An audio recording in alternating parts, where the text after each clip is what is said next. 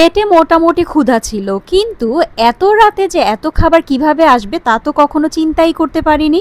রাত বাজে ১টা, পুরো বাসা একদম নিরিবিলি। যদিও আমাদের বাসা একটার পরিবেশ মোটেও এমন না, কোনো চেঁচামেচি নেই, কোনো দৌড়াদৌড়ি নেই, পুরো বাসা যেন শূন্যে ভাসছে। এই শূন্যে ভাসা আর বেশিক্ষণ রইল না, কারণ এরই মাঝে বাচ্চারা সবাই ফিরে এসেছে বাসায় ২ হাত ভর্তি খাবার নিয়ে। বাচ্চারা খাবার এনে টেবিলে সাজিয়ে নিজেরাই খুলে এত সুন্দর করে সবাইকে ডাকছিল, যা আমরা বড়রা করে থাকি। মনে হচ্ছিল দিনগুলো বুঝি আস্তে আস্তে পাল্টেই যাচ্ছে, সব বাচ্চাগুলো বুঝি বড় হয়ে গেছে।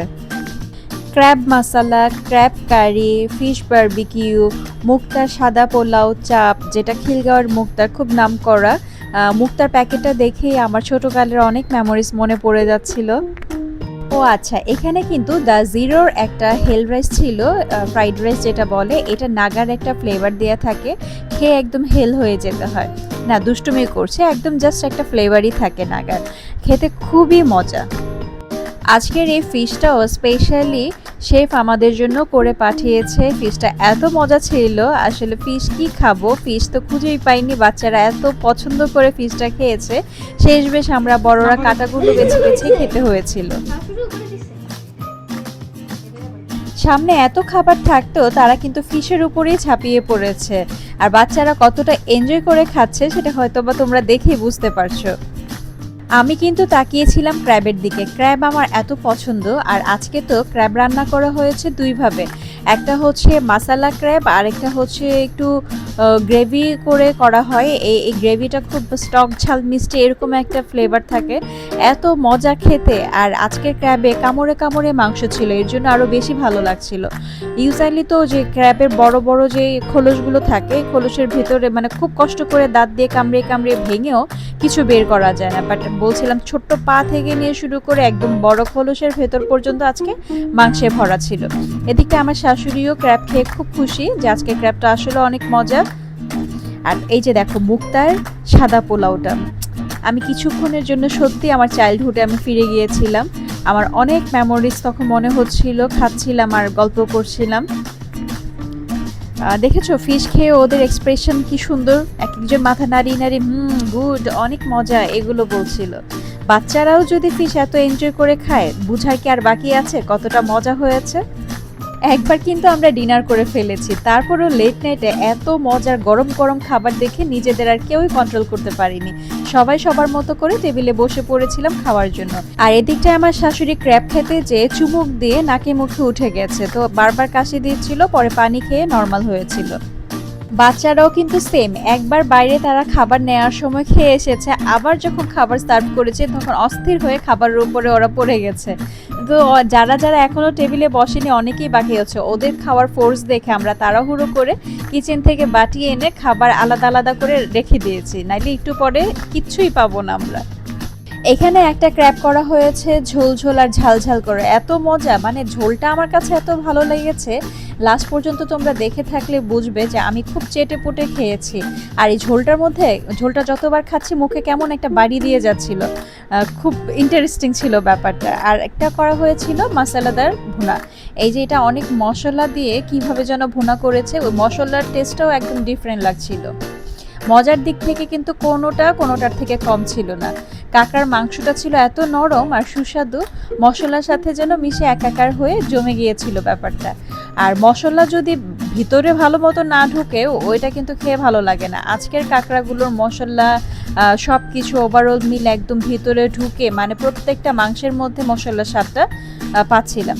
সত্যি বলতে খেতে বসে আর থামতে ইচ্ছে করছিল না, এত মজা মনে হচ্ছিল কামড়িয়ে কামড়িয়ে সবগুলো চিবিয়ে একদম খেয়ে ফেলি।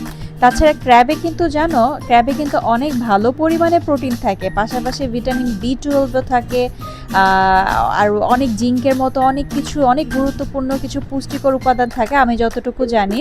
আর কাঁকড়া কিন্তু ভালোভাবে ধুইয়ে ভালোভাবে কিন্তু কুক করতে হয়।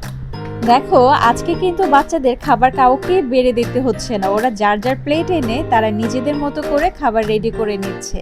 এখন আমি খাবো কাঁকড়া, সেই ঝোলঝোল কাঁকড়াটা, দেখো চাপ দিলে কিভাবে রস বের হচ্ছে, এত মজা ছিল, একটু চিবিয়ে নি, সেই মজা। সবাই যখন একসাথে বসে কাঁকড়াগুলো কামড়ে খাচ্ছিলাম, মানে কাঁকড়ার এত কর্মর কর্মর শব্দ হচ্ছিল, এত সুন্দর করে শেলগুলো ভেঙে যাচ্ছিল।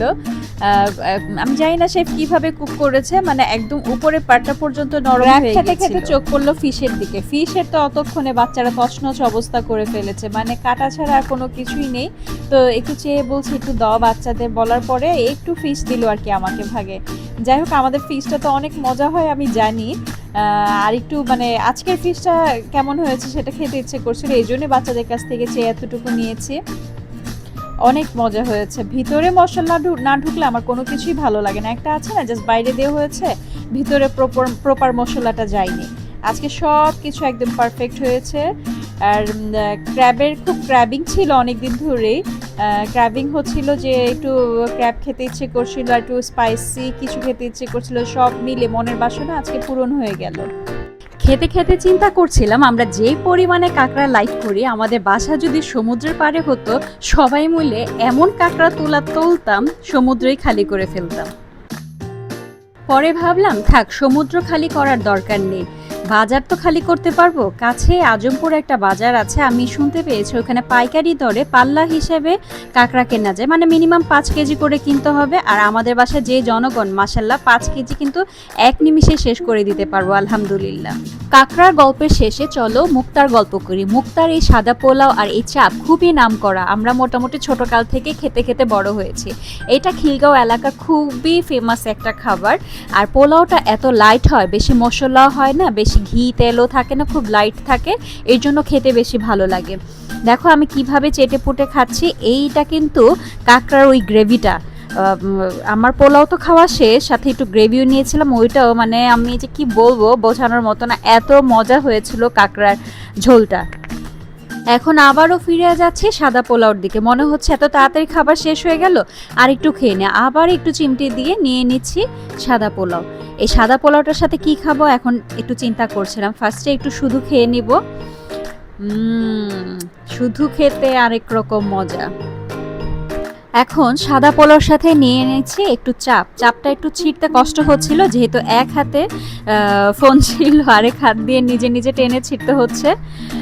আর একটা জিনিস খেয়াল করলাম, এই মাংসটার মধ্যে মাংসগুলো অনেক আশাসলা ছিল, অনেকটা আমরা দেখেছো তোমরা, আমরা গত ভিডিওতে দেখিয়েছি মহিষের মাংস রান্না করেছিলাম। মহিষের মাংস রান্না করার পরে যেরকম কালো কালো হয়েছিল কালারটা, এই চাপটার কালারটা কিন্তু সেম ওরকমই দেখতে পাচ্ছি। আর খুব আঁশওয়ালা মাংস ছিল, লম্বা লম্বা আঁশ ছিল, খুব মজা।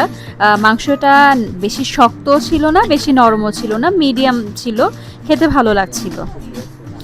আর এই জিনিসগুলো আসলে জায়গায় বসে খেতে বেশি মজা লাগে। যেই দোকানের খাবার ওই দোকানেই যদি বসে গরম গরম খেতে পারো, যদিও আমাদের খাবারটা গরমই ছিল, জাস্ট প্যাকেট করে আস্তে আস্তে যতক্ষণ গাড়িতে করে।